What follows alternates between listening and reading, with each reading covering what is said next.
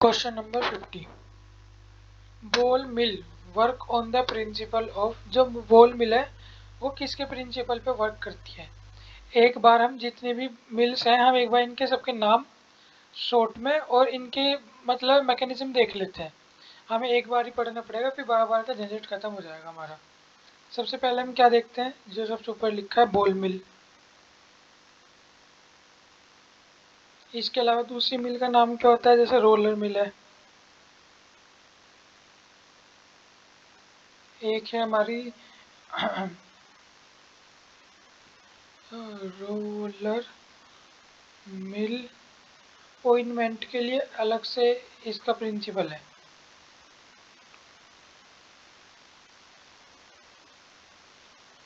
इसके अलावा हमारी गायब तो नहीं होती जा रही कोई सी। रोलर मिल हो गई, हैमर मिल है एक।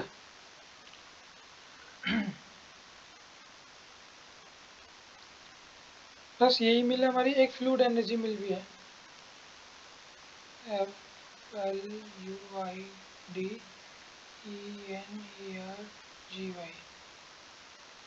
ये मेन मिल है जो हमारी, हमें जिनके मतलब पता होना चाहिए कुछ थोड़ा थोड़ा है। इनके प्रिंसिपल ही पूछता और कुछ नहीं पूछता। जो बोल मिल है हमारी किस पे काम करती है, एट्रिशन पे। Attrition and impact. मैं अभी बताऊंगा एट्रिशन इम्पैक्ट का एक एक लाइन में। एक मतलब क्या होता है इनका। जो हमारी रोलर मिल है ये किस पे करती है, एट्रिशन। जो ऑइंटमेंट वाली है वो एट्रिशन पे करती है, और नॉर्मल वाली कंप्रेशन पे।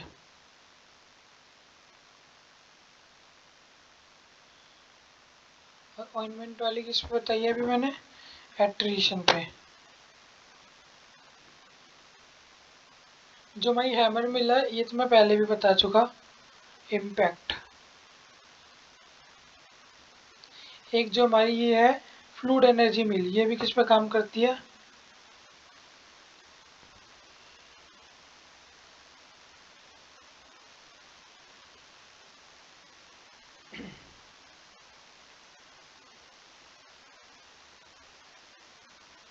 ये हमारी मिल्स हैं। जो बोल मिल है ये एट्रिशन और इम्पैक्ट पे, रोलर मिल कंप्रेशन पे, और अगर ऑइंटमेंट बना रहे हैं हम उसके अंदर तो एट्रिशन पे, हैमर मिल इम्पैक्ट पे, और फ्लूइड एनर्जी मिल भी क्या, इम्पैक्ट पे। फ्लूइड एनर्जी मिल को जेट मिल भी बोलते हैं। तो जब आगे आएगा तब लिख दूंगा, अब तो यहाँ स्पेस नहीं है। देखो एट्रिशन क्या होता है हमारा,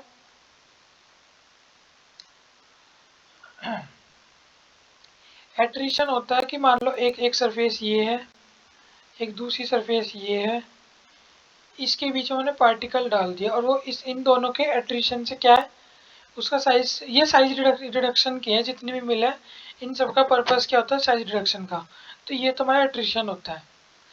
एक ये हमारा सरफेस है, इसके ऊपर ये जो है हमारी इस तरह थ्रो करते हैं और ये गिर के क्या टूट जाती है। हम सिंपल एग्जांपल, ये बॉल है, इस पे ऊपर एक कील है, हम हथौड़े से इस पे मार रहे हैं, टच होके फिर वापस, फिर टच होके फिर वापस, मतलब फुल फोर्स से एक बार टच हुआ और फिर छोड़ के फिर फोर्स से मारते हैं, जैसे हथौड़ा कील पे मारते हैं। इम्पैक्ट का प्रोसेस है, यही काम का होता है हमारा हैमर मिल के अंदर होता है।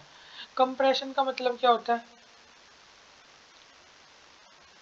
ये रोड है और इस पे जैसे वो देखा होगा रोड रोलर नहीं चलता,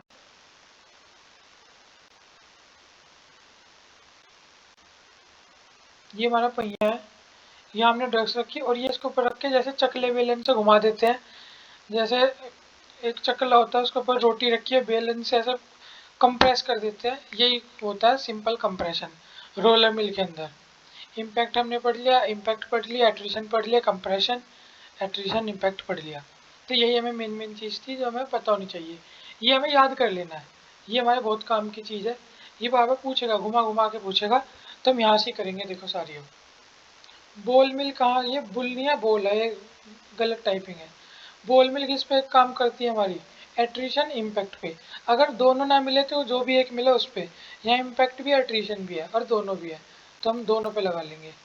कलर चेंज कर लेता हूँ, ये अच्छा नहीं है, लाइट है वैसे। येलो कलर ठीक होता है लेकिन इस वाइट पे येलो इतना सही नहीं लगता। एट्रीशन और इम्पैक्ट पे क्या करती है ये। एट्रीशन मतलब रगड़ के करना, इम्पैक्ट सबको पता है जैसे हथौड़ा मारते हैं इस तरह हथौड़ा मारता है। इसका वर्क का प्रिंसिपल भी क्या है, इसका हैमर मिल ही है। कौन सी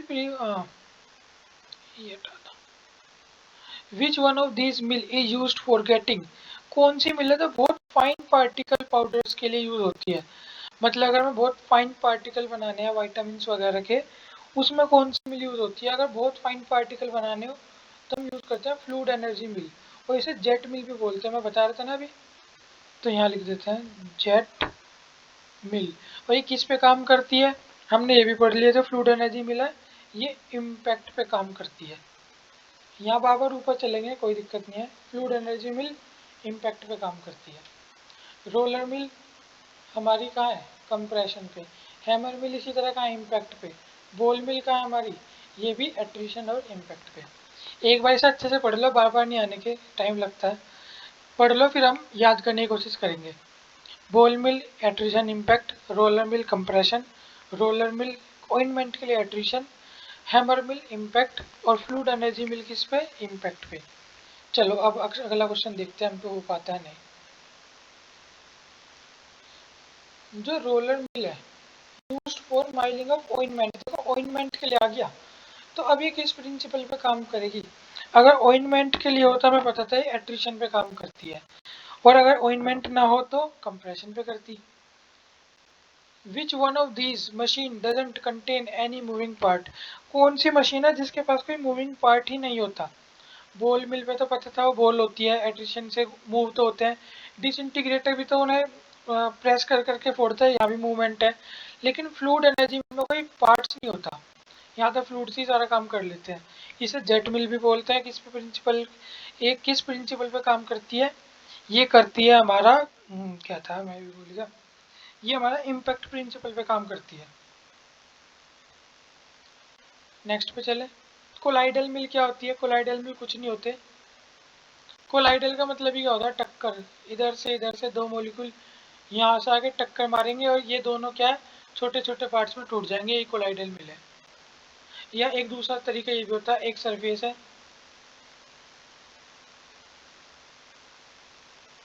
एक सरफेस है, ऊपर से पार्टिकल है, यहाँ छोड़े जाते हैं, फुल काइनेटिक एनर्जी से यहाँ गिर के छोटे छोटे टुकड़े में टूट जाते हैं, ये भी हो सकता है। हमें तो कुल मिला के कोलाइड करवाना, टक्कर मरवानी है इनकी।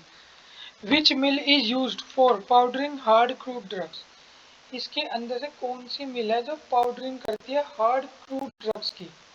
एज रनर मिल, कोलाइडल मिल, डिसइंटीग्रेटर या फ्लूइड एनर्जी मिल। तो ये कौन सी होती है भाई, डिसइंटीग्रेटर। डिसइंटीग्रेट का मतलब सबको पता है, बड़े पार्ट्स को छोटे छोटे पार्ट में तोड़ने को क्या बोलते हैं, डिसइंटीग्रेटर। एक जो नया सा नाम है एज रनर मिल का है, ये कौन सी मिल होती है, ये सिमिलर एज बॉल मिल। और अगर ये बॉल मिल के जैसी है तो ये किस पे प्रिंसिपल पे वर्क करेगी, एट्रिशन और इम्पैक्ट। यहाँ हमने लिखनी रखी है और यहाँ अब हमारी जगह भी नहीं है, तो यहाँ अपने से ऐड कर लेना। एक मिल का नाम क्या है, एज रनर मिल। अगला है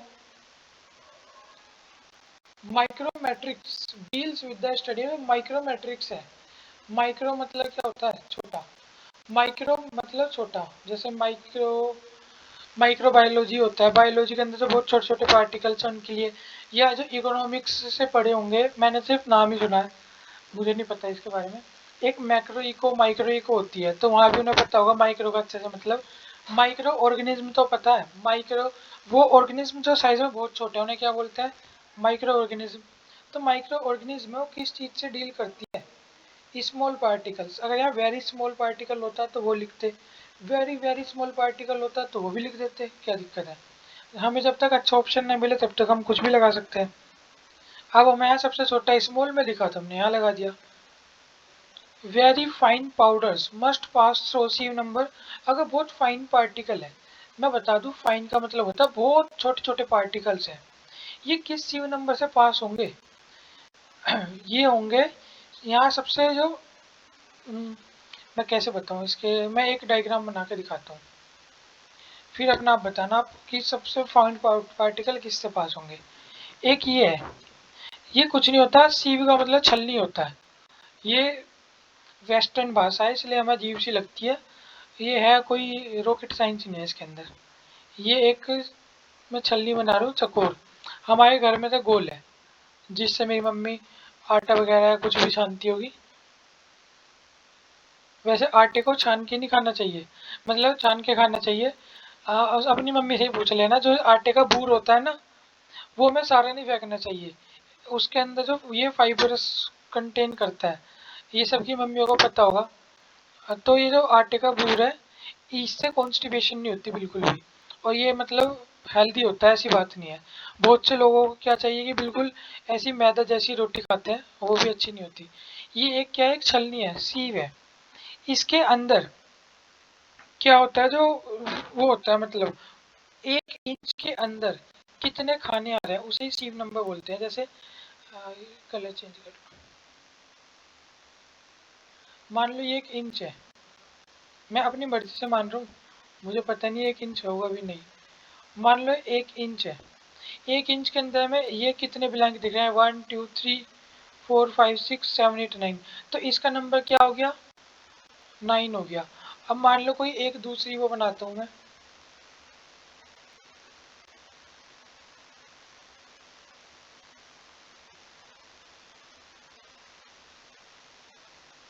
थोड़ा सा टाइम लगेगा लेकिन समझ बहुत अच्छा आएगा, मेरी गारंटी है। सीव का कंसेप्ट आपको ऐसा आ जाएगा कि मैं ये तो बेवकूफ़ बना रखा था अब तक, ऐसा लगेगा।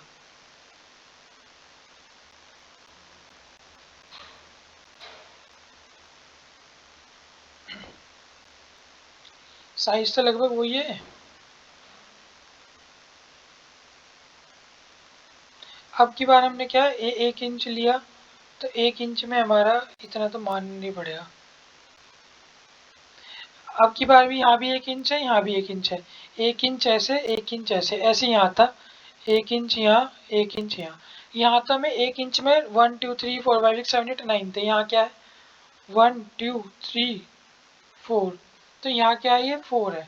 मैं यहाँ पे लिख देता हूँ, ये रहा 4 है। तो अगर मैं कोई पार्टिकल डालूंगा, कौन सी बारीक छलनी है, कौन सी बारीक छलनी है, ये वाली बारीक छलनी है। तो जो बहुत फाइन पार्टिकल हो इसके अंदर से छान सकते हैं, मतलब पता लगा सकते हैं। जो बहुत पतले होंगे वो निकल जाएंगे, जो हल्के से भी मोटे पार्टिकल्स होंगे वो ऊपर ही रुक जाएंगे। तो हम इसे बहुत फाइन पार्टिकल छानने के लिए यूज कर सकते हैं। और जिसका सीव नंबर कम है, उसमें अगर मैं बहुत पतले डालूंगा, पतले तो निकलेंगे ही, जो मोटे पार्टिकल होंगे वो भी पास हो जाएंगे। तो ये कह रहे हैं जो बहुत फाइन पार्टिकल्स हैं, अगर हमें वो पास करने हैं तो वो कुछ सीव से पास होंगे। जो बहुत फाइन पार्टिकल्स है, मतलब जो वो जो हम पार्टिकल ले रहे हैं ना, उससे हल्के से भी बड़ा पार्टिकल नहीं आना चाहिए। बहुत पतले पतले पार्टिकल ही आर पार जाए, हल्का से भी बड़ा वो ऊपर रुक जाए। तो इसके लिए जितना ज़्यादा सीवी नंबर होगा, यहाँ सीवी नंबर ज़्यादा था तभी तो यहाँ बहुत छोटे छोटे पार्टिकल जा रहे थे। यहाँ सीवी नंबर बड़ा है इसलिए यहाँ बड़े पार्टिकल भी जा रहे हैं अंदर। तो हमें बहुत फाइन पार्टिकल लेना है, मतलब जितना ज़्यादा सीवी नंबर, उतने ही ज़्यादा पतले पार्टिकल यहाँ से जा सकते हैं। तो सबसे ज़्यादा सी नंबर यहाँ किसका है, 120 का। तो इसका आंसर क्या हो जाएगा, 120। मुझे उम्मीद है समझ आया होगा। अगर किसी को समझ नहीं आया तो एक बार दोबारा इसी क्वेश्चन को, बस क्वेश्चन नंबर 56 से दोबारा रिपीट करके देख लेना। अगर नहीं समझ आए तो फिर कमेंट करके बताना, फिर किसी और तरीके से बता के देखूंगा।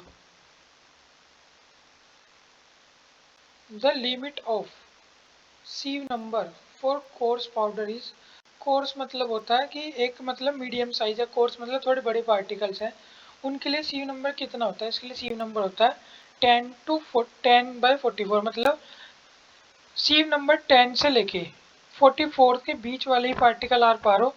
10 से छोटे होंगे वो तो निकल ही जाएंगे सीधी सी, सॉरी 44 सीव से छोटे होंगे वो तो निकल ही जाएंगे। जो 10 से बड़े होंगे वो नहीं जाए, मतलब जो पार्टिकल है 10 से 44 की रेंज के हो, वो पार्टिकल जिस छलनी से निकल जाए वो बोलती है कोर्स छलनी। ये सीधा याद कर लो, कोर्स छलनी 10 by 44 होती है। ये दो तीन ही वैल्यू है इनकी, वैसे समझ लोगे तो ज़्यादा अच्छा रहेगा, आगे तक कभी रटना ही नहीं पड़ेगा ये। अब ये जो हमें कोर्स पार्टिकल याद करने तो करने पड़ेंगे 10 by 44, लेकिन ये हमें पता हो 10 का मतलब क्या है, 44 का क्या है। ये कोर्स तो थोड़े बड़े हो गए, और जो मॉडरेटली फाइन पार्टिकल्स हैं, मतलब ये 44, ये किससे पास होंगे, दोनों में 44 है तो इसका आंसर दोनों ही लगा दो। जो 44 सीव से पास हो जाए वो मॉडरेटली फाइन होते हैं, और जैसे जो 120 वगैरह से पास हो जाए तो बहुत ज़्यादा फाइन होते हैं। देखो एक क्वेश्चन आ गया सीव नंबर 10, अगर किसी सीव का 10 नंबर है, इसका क्या मतलब होता है?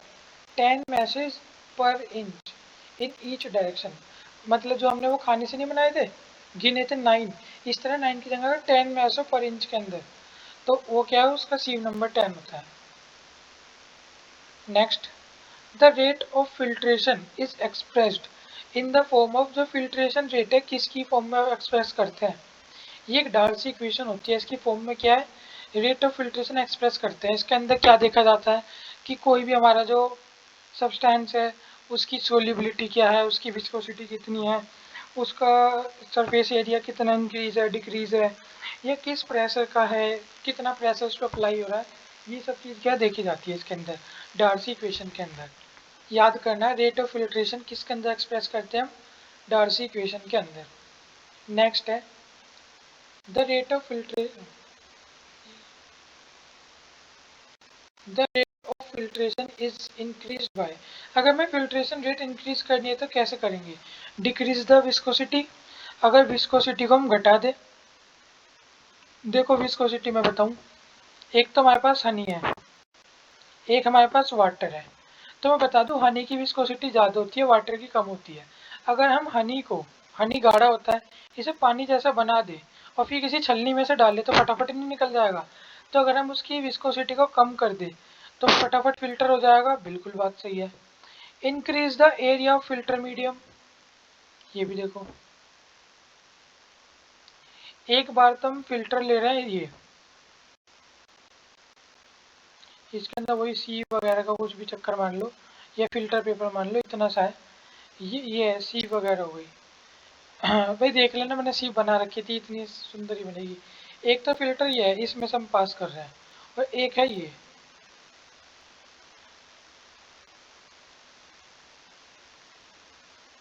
पूरे पूरे बना लेना, मैं तो एग्जांपल बता रहा हूँ बस।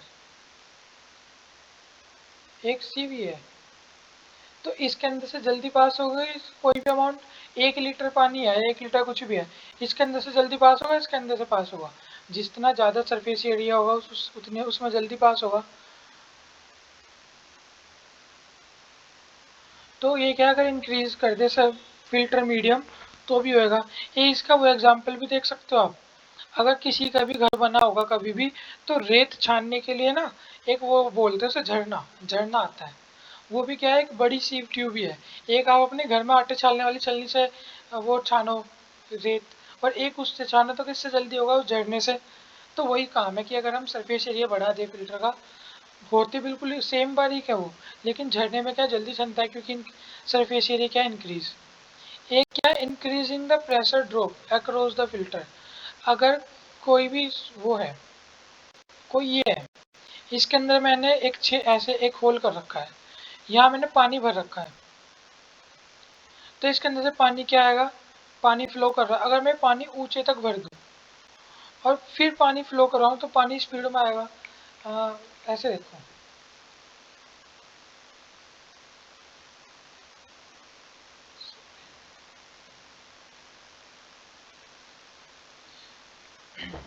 देखो दो एग्जांपल बताऊंगा, दो नहीं एक से काम चल जाएगा।